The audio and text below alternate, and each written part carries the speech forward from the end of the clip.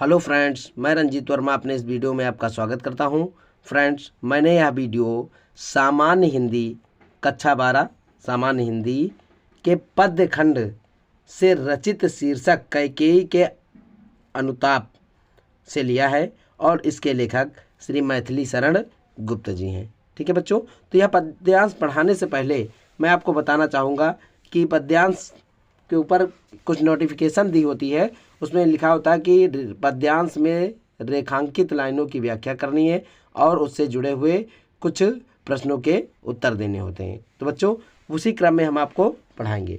बच्चों, यह जो पद्यांश है यह कई बार आपकी परीक्षा में रिपीट हुआ है और आपके मॉडल पेपर में भी दिया गया है, यानी परीक्षा की दृष्टि से बहुत ही महत्वपूर्ण है। तो बच्चों, हम देखते हैं हमारा जो पद्यांश है। कहते हैं कि कहते आते थे यही अभी नरदेही, माता ना कुमाता पुत्र कुपुत्र भले ही। अब कहें सभी यह हाय, विरुद्ध विधाता है पुत्र पुत्र ही रहे कुमाता माता। देखिए बच्चों, यहाँ पर मैंने आपको बताया कि केवल रेखांकित लाइनों की, यानी जो पद्यांश हमारा होता है उसमें रेखांकित लाइनें होती हैं, उन्हीं की व्याख्या हमको करनी होती है। तो यहाँ पर देखिए रेखांकित लाइनें केवल दो ही दी गई हैं कि कहते आते थे यही अभी नरदेही, माता ना कुमाता पुत्र कुपुत्र भले ही। ठीक है, तो सबसे पहले हम देखते हैं बच्चों प्रस्तुत पद्यांश की रेखांकित लाइनों की संदर्भ सहित व्याख्या। तो बच्चों, प्रस्तुत जो हमारा पद्यांश है इसकी संदर्भ सहित व्याख्या हम आपको बताते हैं। सबसे पहले हम संदर्भ बताते हैं कि प्रस्तुत पद्यांश हमारी पाठ्य पुस्तक सामान्य हिंदी के पद्य भाग में संकलित कैकेयी का अनुताप शीर्षक से लिया गया है और इसके लेखक श्री मैथिली शरण गुप्त जी हैं। ठीक है, बहुत ही शॉर्ट में मैंने बताया है कि प्रस्तुत पद्यांश हमारी पाठ्य पुस्तक सामान्य हिंदी के पद्य भाग में संकलित कैकेयी का अनुताप नामक शीर्षक से लिया गया है। इसके लेखक श्री मैथिली शरण गुप्त हैं। अब बच्चों, हमारा जो दूसरा प्रश्न पूछा जाता है इसमें से वो पूछा जाता है कि रेखांकित लाइनों की व्याख्या कीजिए। तो बच्चों, हम आपको बताते हैं कि रेखांकित लाइनों की व्याख्या आपको कैसे करनी है। तो कहते आते थे यही अभी नरदेही, माता न कुमाता पुत्र कुपुत्र भले ही। ठीक है, तो इसमें देखिए कैकेयी जब श्री राम से कहती हैं, ठीक है, कैकेयी कहते आते थे, यहाँ पर यानी जो प्रस्तुत पद्यांश है इसमें कैकेयी श्री राम से कहती हैं कि इस संसार में मनुष्य, कहते आते थे यही अभी नरदेही, यानी इस संसार में अब तक मनुष्य केवल यही कहते आते थे कि पुत्र कितना ही दुष्ट क्यों ना हो। लिखा है पुत्र कुपुत्र भले, यानी पुत्र कितना ही, संसार में पुत्र कितना ही दुष्ट क्यों ना हो, लेकिन माता को वही कुमाता नहीं हो सकती है। ठीक है, यानी एक बार पुनः व्याख्या हम बताए दे रहे हैं रेखांकित अंश की कि कैकेयी श्री राम से कहती हैं कि अब तक इस संसार में मनुष्य यही कहते आते थे यही अभी नरदेही, यानी अब तक इस संसार में केवल मनुष्य यही कहते आते थे कि इस संसार में पुत्र कुपुत्र हो सकता है लेकिन माता कुमाता कभी नहीं हो सकती। किंतु अब कहें सभी यह हाय, विरुद्ध विधाता, किंतु हे विधाता अब वही यह सब कह रहे हैं, यानी वही पुरुष यह कह रहे हैं कि है पुत्र पुत्र ही रहे कुमाता माता, यानी इस संसार में जो, यानी अब मेरे चरित्र के कारण लोगों का इस उक्ति से विश्वास उठ गया है, जो कि लोग पहले कहते आते थे कि इस संसार में पुत्र तो कुपुत्र हो सकता है लेकिन माता कुमाता नहीं हो सकती है, लेकिन अब इस मेरे इस कार्य के कारण इस संसार में अब कहे सभी यह हाय, यानी इस संसार में अब ये सब यही कह रहे हैं कि विरुद्ध विधाता हाय पुत्र पुत्र ही रहे कुमाता माता।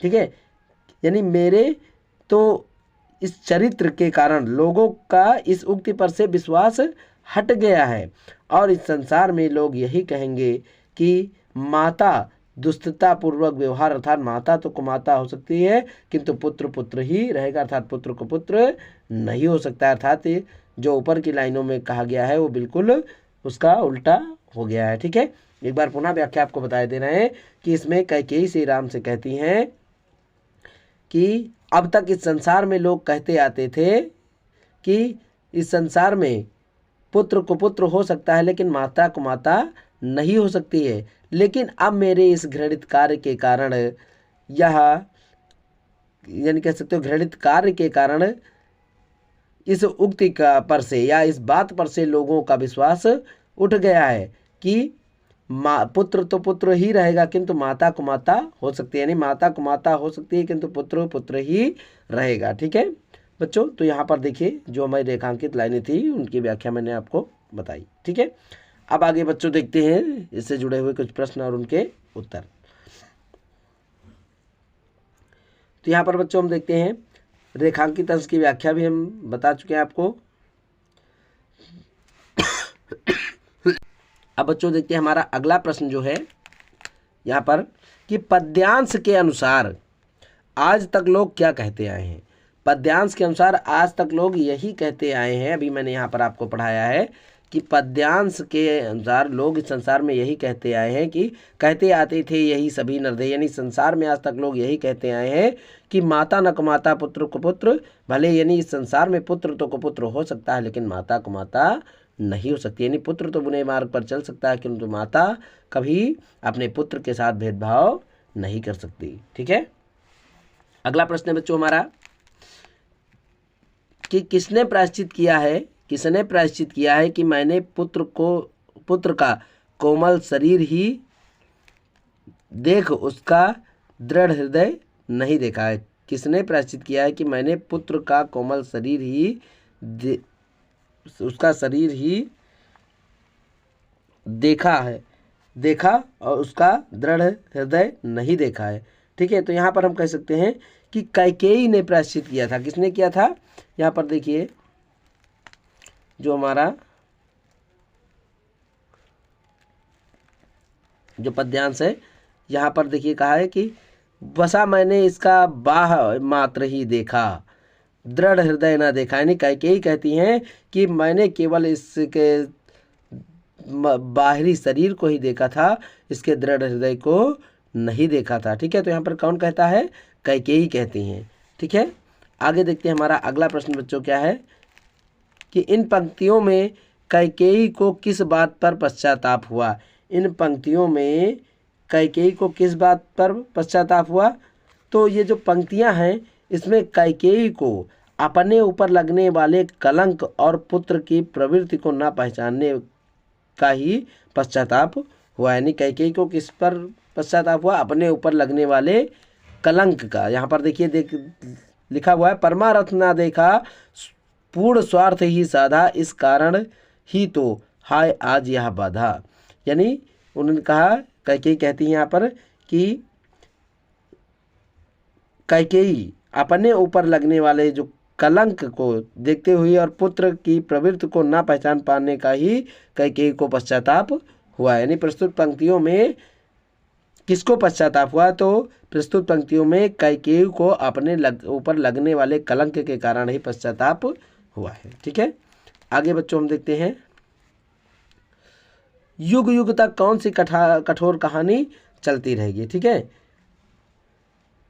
तो युग युग तक यहाँ पर देखिए बच्चों लिखा हुआ है युग युग तक चलती रहे कठोर कहानी, रघुकुल में थी एक ये भागिन रानी। यानी युगों युगों तक इस संसार में केवल एक ही कहानी चलती रहेगी कि रघुकुल में एक अभागिन रानी थी। ठीक है, एक अभागिन रानी थी जिसका नाम क्या था, कैकेयी था।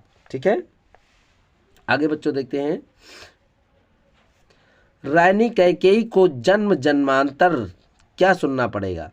रानी कैकेयी को देखते हैं बच्चों कि रानी कैकेयी को जन्म जन्मांतर क्या सुनना पड़ेगा। तो यहाँ पर बच्चों हम देखते हैं कि निज जन्म जन्म में सुने जीव यह मेरा अधिकार उसे था महास्वार्थ ने घेरा। यानी रानी कैकेयी को जन्म जन्मांतर तक इस संसार में यही सुनना पड़ेगा कि धिक्कार है ऐसी रानी को जिसे महास्वार्थ ने घेर लिया, अर्थात जिसके कारण उन्होंने दो राजकुमारों को वनवास दे दिया। ठीक है, आगे बच्चों हमारा अंतिम प्रश्न जो है कि नरदेही तथा गात्र शब्द का क्या अर्थ है। नरदेही, यहाँ पर देखिए नरदेही तथा गात्र शब्द का अर्थ स्पष्ट कीजिए। ठीक है, तो नरदेही शब्द का अर्थ है नर के समान शरीर वाले लोग और गात्र का अर्थ होता है गात्र माने शरीर, या नर के समान शरीर वाले, और गात्र माने होता है शरीर। ठीक है, तो यहाँ पर नरदेही का अर्थ होता है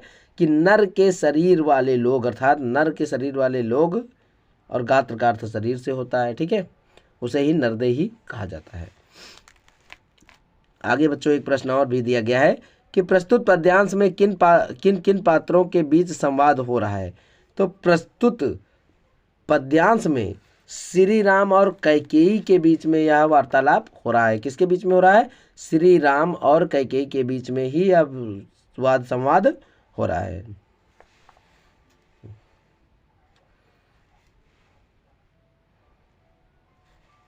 आगे देखते हैं बच्चों, हमारा अगला प्रश्न है कि प्रस्तुत पद्यांश में किन किन पात्रों के बीच में संवाद हो रहा है। ये हो चुका है बच्चों। दृढ़ हृदय और मृदुल गात्र शब्द से किसकी ओर संकेत किया गया है? तो दृढ़ हृदय और मृदुल गात्र शब्द से भरत की ओर संकेत किया गया है। ठीक है, किस पात्र को महास्वार्थ ने घेर लिया था? किस पात्र को महास्वार्थ ने, तो यहाँ पर कहेंगे कैकेयी को ही महास्वार्थ ने घेर लिया था। किसने घेर लिया था? कैकेयी को महास्वार्थ ने घेर लिया था। ठीक है, हाय मुझे महास्वार्थ ने घेरा, हाय धिक्कार मुझे महास्वार्थ ने घेरा, कैकेयी ने ऐसा कहा है ना लास्ट की पंक्तियों में। यहाँ पर हम देखते हैं, निज जन्म जन्म में सुने जीव यह मेरा अधिकार, उसे था महास्वार्थ ने घेरा। ठीक है, तो बच्चों हम अपने इस वीडियो को यहीं पर विराम देते हैं और अगले वीडियो में एक नए पद्यांश के साथ पुनः उपस्थित होंगे। धन्यवाद।